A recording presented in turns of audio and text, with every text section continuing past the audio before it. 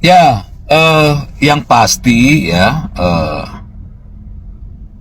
podcast saya OTT, on the table, itu selalu mengundang dua belah pihak, ya, dan memberikan ruang yang sama,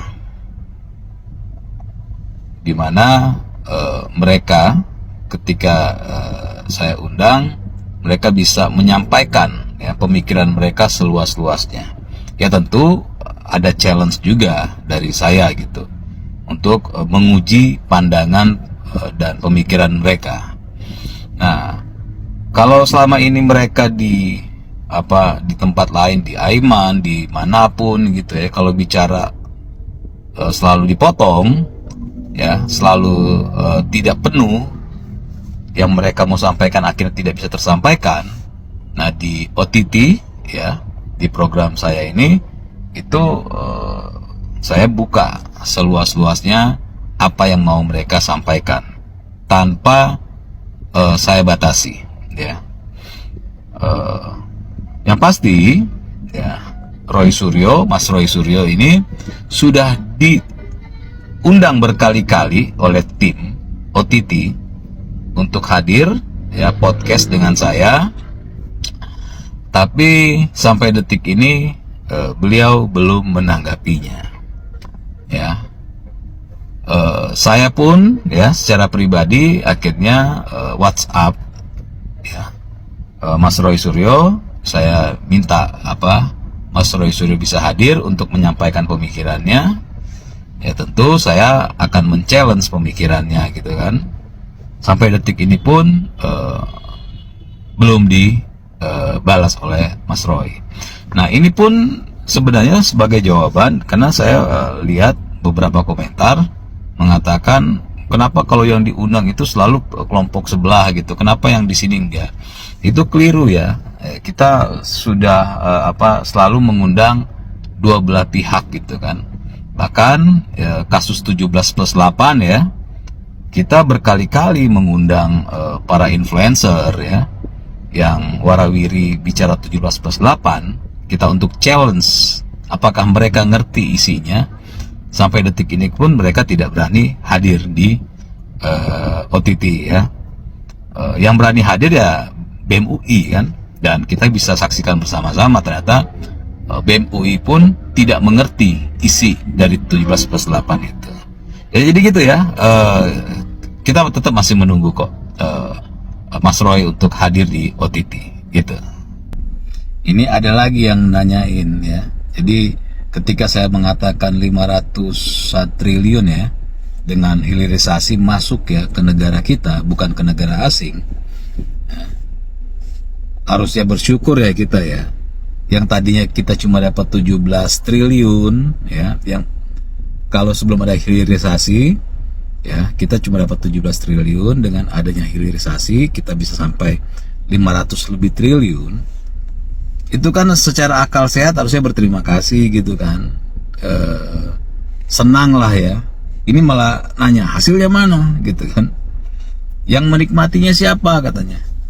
Ya gue jawab ya, yang menikmatinya itu ya adalah salah satunya Anda dan keluarga Anda ya, dimana Anda dan keluarga Anda ketika sakit ya bisa berobat dengan gratis.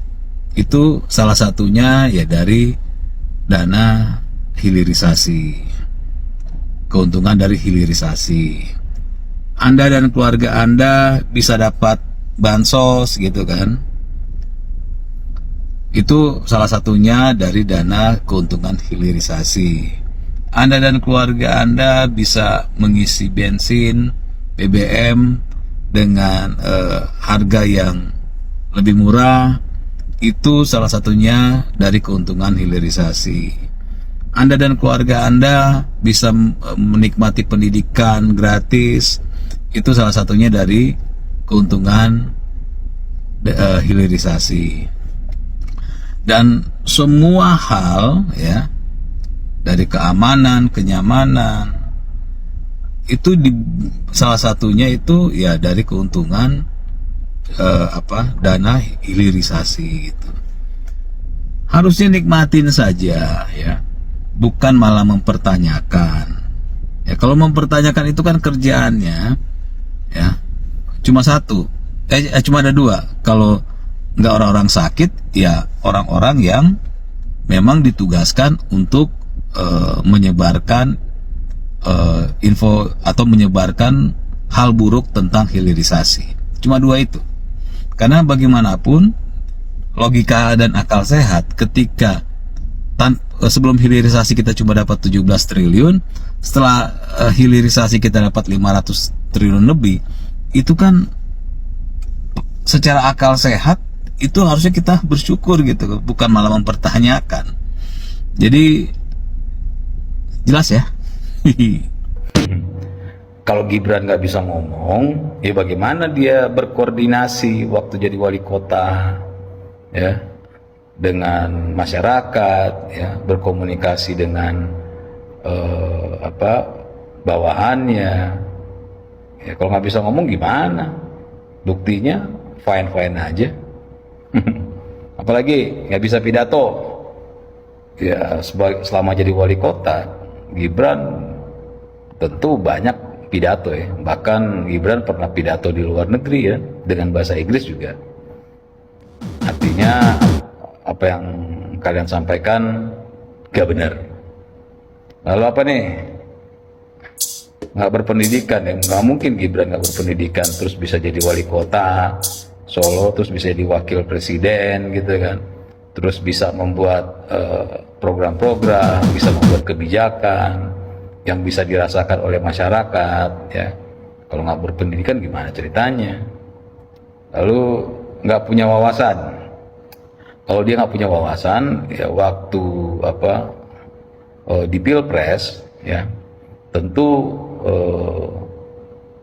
lawannya waktu di pilpres akan membantai ya Gibran dengan hal-hal yang yang tidak mungkin dicapai oleh Gibran ya. Ternyata Gibran malah mengajari kan, malah yang leading ya, yang terlihat lebih mengerti, yang punya wawasan dibandingkan Mahfud MD dan wakilnya satu lagi lawannya Muhaimin Iskandar. Itu kan yang bikin banyak orang marah-marah, ternyata Gibran sangat berwawasan. Terus apa lagi nih, NKRI mau dijadiin apa? Ya NKRI mau dijadiin apa? Ya tetap dijadiin NKRI lah. Ya dengan adanya Mas Gibran ya, NKRI makin lebih baik, dengan adanya Pak Prabowo makin lebih baik, dan apalagi ya dengan adanya kalian ya, orang-orang yang disuruh untuk menyebarkan informasi sesat, yang suruh menyebarkan hal-hal buruk, itu pun bagian dari kerja-kerja pemerintah untuk memberikan pendidikan politik agar supaya masyarakat tidak terkontaminasi dengan pemikiran-pemikiran buruk seperti kalian ya. Kalian kan cuma cari nafkah dari beginian kan, ya nggak apa-apa, namanya juga orang nyari nafkah. Begini, makanya saya mengingatkan Pak Purbaya, ya Menteri Keuangan kita, pertama bahwa beliau itu dikenal, ya disukai bukan karena kebijakannya. Itu dia harus menyadari. Beliau menjadi populer, ya bukan karena kebijakannya, tapi karena sikap nyelenehnya. Nah, itu yang harus diketahui oleh beliau. Kedua, beliau harus menyadari bahwa beliau hanyalah Menteri Keuangan, di mana memiliki batasan-batasan kewenangan, ya, sehingga tidak layak kalau dia masuk ke ranah-ranah yang lain demi hanya untuk mendapatkan pujian, hanya ingin mendapatkan spotlight.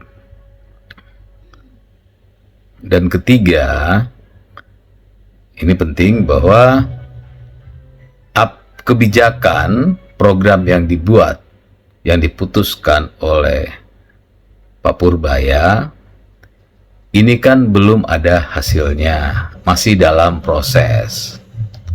Ya, kan nggak mungkin membuat sebuah kebijakan langsung ada efeknya. Nah, yang sekarang ini terjadi ya adalah sambil menunggu hasil dari kebijakan dan program Pak Purbaya, media saat ini menginginkan Pak Purbaya itu jadi badut sirkus, gitu. Jadi badut sirkus di mana yang dibutuhkan media adalah bagaimana Pak Purbaya membuat sebuah statement yang nyeleneh, koboy-koboyan, serang sana sini, ya. Jadi kalau kita mau jujur, 2 minggu ini atau 2 minggu lebih ini, kita melihat isi dari pemberitaan Pak Purbaya itu bukan isi atau bukan pemberitaan urusan-urusan programnya atau kebijakannya, tapi urusan yang nyeleneh-nyeleneh. Dan itu yang memang dituju oleh media agar bisa ya mendapatkan cuan medianya. Jadi itu yang saya ingatkan ke Pak Purbaya, bahwa beliau akhirnya hanya menjadi badut media. Saya yakin ya, Anda pasti setuju dengan pernyataan gue bahwa Pak Menteri Keuangan, Pak Purbaya, kebijakan dan programnya sama sekali belum terlihat, ya, sama sekali belum menghasilkan. Itu dulu. Saya yakin Anda dan kita semua setuju dengan itu. Kenapa? Ya karena yang namanya kebijakan dan program, ya, seorang menteri itu enggak simsalabim. Itu pasti ya akan berproses kan, akan menemukan kendala dan harus diperbaiki sana sini sampai akhirnya kebijakan dan program itu menghasilkan manfaat bagi rakyat. Itu saya yakin kita semua setuju. Nah, misalnya nih kebijakan Pak Purbaya dengan 200 triliun yang ada di BI digelontorkan, ya, dana 200 triliun digelontorkan ke bank-bank nasional untuk bisa digunakan oleh masyarakat, ya, untuk bisa dipinjam untuk usaha dan lain-lain.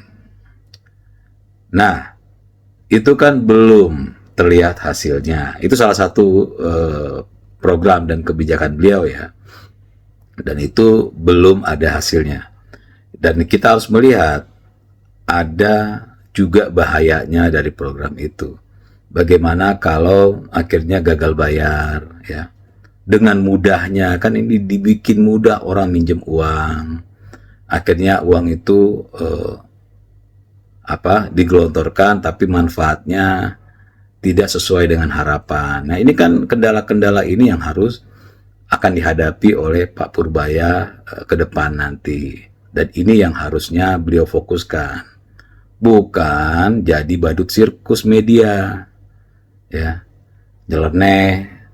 Jadi akhirnya apa? Yang dipikiran dia, karena ya, amit-amit jangan sampai akhirnya star syndrome. Jadi setiap lihat media itu bawaannya pengen bikin sesuatu yang unik gitu, bikin nyeleneh, ya, bikin selengean yang akhirnya nanti mendapatkan pujian lagi. Nah, itu yang saya lihat dan saya takutkan ke depan. Sudah ada bibit-bibitnya, tapi kalau bicara fakta, ya faktanya kebijakan dan program beliau belum, ya, belum menghasilkan, dan itu bagian dari progres. Gitu ya.